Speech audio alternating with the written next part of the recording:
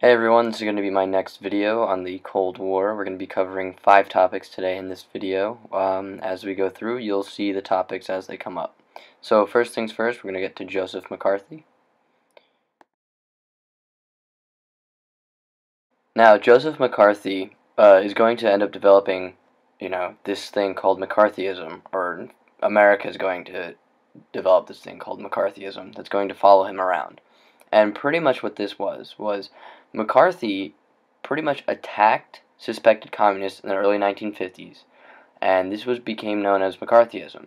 Since that time, McCarthyism has referred to the unfair tactic of accusing people of disloyalty without providing evidence. So he was just simply accusing them of being a communist, but he had no evidence to back it up.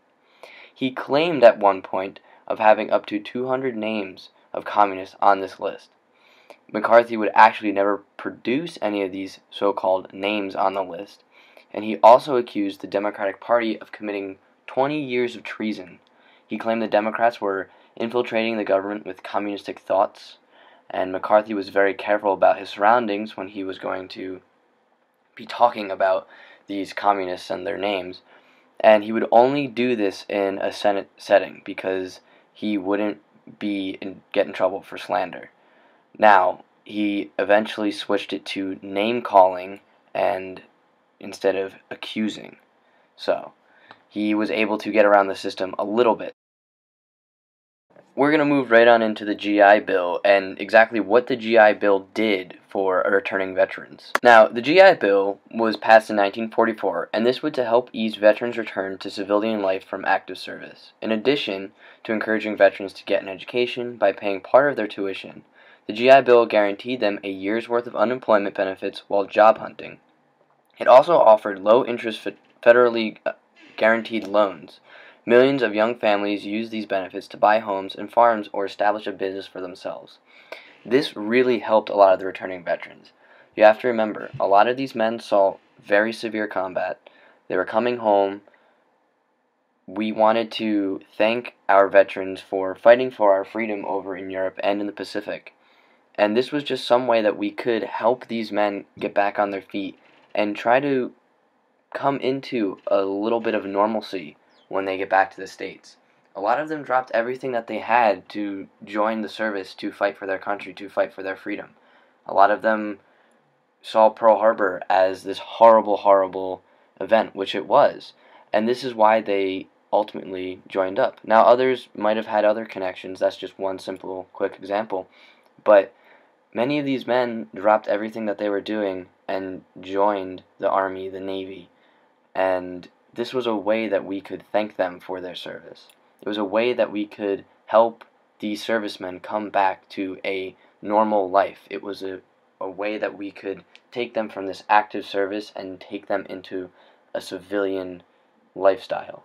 So it would just be a smoother transition for them when they made it back here in the United States.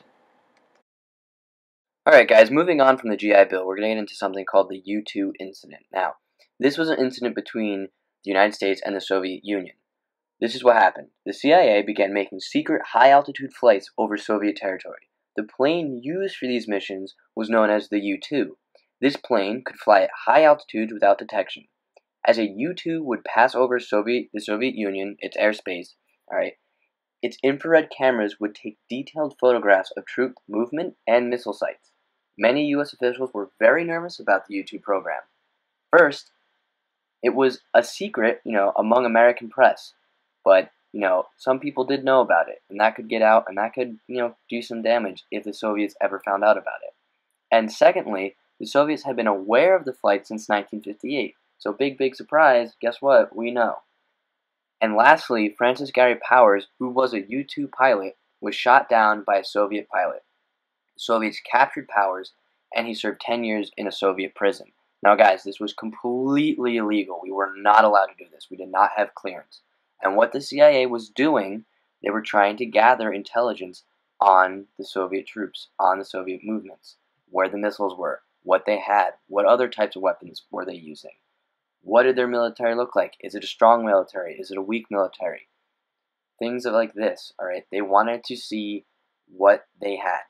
And that's what we were doing. The CIA was trying to gather this intelligence in a way to try to protect America, because we're going to try to prevent whatever's going to happen. Oh, we see that they have another bomb. Well, that's not good, but we know about it now, so we can do something about it. But at the same time, completely illegal. We did not have the clearance to do this. But at the same time, it's a double-edged sword. We don't have the clearance to do it. It's illegal, but it's going to protect our country. Wherever you stand on it morally, that's up to you. But this is what the CIA was trying to do. They were trying to protect America, and unfortunately, it was through illegal means. I want to clarify one thing. We did not see what we were doing as illegal. The Soviet Union said what we were doing was illegal. The CIA, a majority of the American people, saw this as a way to protect America. But the Soviet Union, and on a global scale of things, this was not, legal. We were in Soviet airspace illegally, according to the Soviets. The next thing on our walkabout tour is something called the Fair Deal. Now, the Fair Deal was Truman's Fair Deal, and it essentially was an extension of Roosevelt's New Deal. It included proposals for a nationwide system of health insurance and crop subsidy systems to provide a steady income for farmers. So we realized, farmers should have a steady income. It's going to help the economy out eventually. So we should do it. Truman and Congress also raised the hourly minimum wage from 40 cents to 75 cents. It's kind of a big deal, guys. That's a decent amount of money back then. I believe 40 cents was roughly around $4, and 75 cents is around $8 and some change. Now, it also extended Social Security coverage to about 10 million people, or 10 million more people, I should say. This is huge, all right? Social Security is going to help a lot of people out. It's going to help people who are quite older get out of the job market, and new people can come into the job market. That means you have a lot of new people being able to be hired, and you don't have people working as long as they were. This frees up jobs.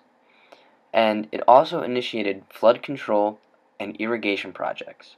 Congress also provided financial support for cities to clear out slums and build approximately 800,000 housing units for low-income families. So here we can see that the government is trying to help low-income families, it's extending Social Security, it's increasing the minimum wage, which is going to help out the living situation a little bit, and when you look at it, in reality, it's almost just another extension of Roosevelt's New Deal. This is going to help out a lot of people. This is going to be a fair deal, hence the term, the Fair Deal. This is going to be a very nice piece of legislation that's going to help out countless people, alright? Minimum wage is extended. You get more minimum wage. So it went from 40 to 75. That means your standard of living is going to go up. You're going to have some extra change walking around, alright?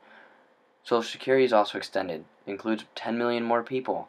That means that potentially there's 10 million more jobs that could open up. If you take all these people on Social Security and they leave their job, they retire, that means more jobs are going to open up. Slums are being cleared out. Housing projects are going to be constructed for the poor. Doing some social good here. These were all great things that the Fair Deal brought about for America as a whole.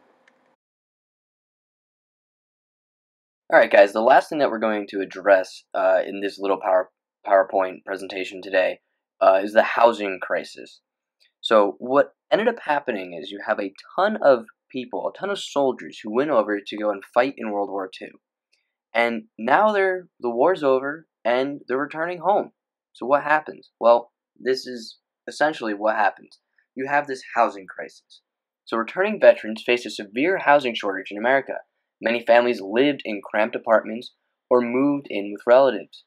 In response to this housing crisis, housing developers created an assembly line method to mass produce houses. Many of these new homes were built in a small residential areas known as suburbs. These homes, I think there's a typo there, but don't worry about it. These homes could be sold for less than $7,000, which is $85,000 today. These homes were built to look exactly the same. All right, this is where that term cookie cutter house comes from. All right, they look exactly the same.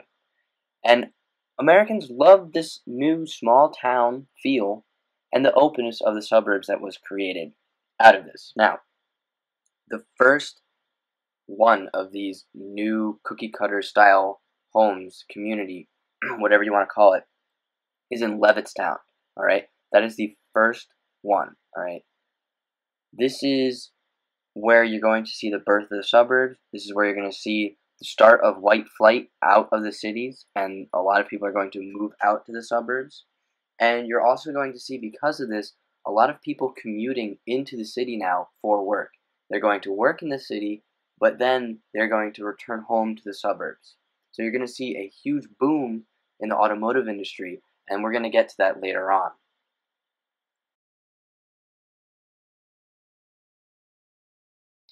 Alright guys, that's it for this video. Thanks for hanging in there. I know it was kind of dull and boring, but you know what? Sometimes we gotta go through this stuff in order to get to some of the meatier stuff. Make sure you look out for my new videos that are going to come out. If you want, subscribe to it so that way you guys can have complete access. You can find it, make it easier on yourself. Whatever you want to do. I'll be working on my next video, actually the first one before this, and that'll be up as soon as possible with commentary as well. But I hope you enjoyed. Hope this helps you out with some of your study material that we're going to be going through in class. This is just a quick little tidbit for you guys to help you out. But make sure you pay attention in class, because there's going to be some stuff that was not covered in here. This is just a really quick thing for you guys to hear me and to see some of the stuff that we went over in class. But this is not nearly all of it that we went in class. So I highly encourage that you still pay attention in class and take notes. But this is another tool that you guys can use outside of class that maybe will jot your memory and refresh your memory a little bit, and it'll help you study. Alright, but I still highly encourage you pay attention in class. Alright, good night everybody.